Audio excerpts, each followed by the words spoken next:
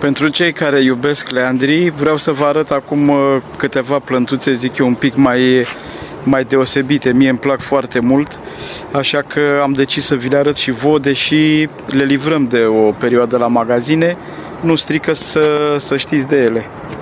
Uite, este vorba de aceste plântuțe, da, Nerium oleander, leandru, da, care sunt deosebite, sunt la ghivești de 20. Zic eu că se merită să vă aruncați o privire. Uite ce frumos arată. Are în jur de 80-90 de centimetri. Da? Este înflorit. Arată excelent.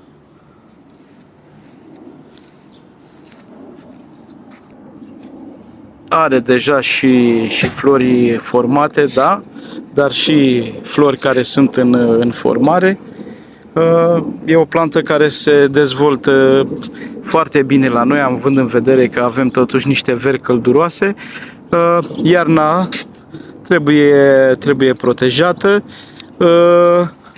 Ca sfat, aveți grijă să nu intre în contact cu animale de companie și nu numai. Mă refer în special la câini și pisici.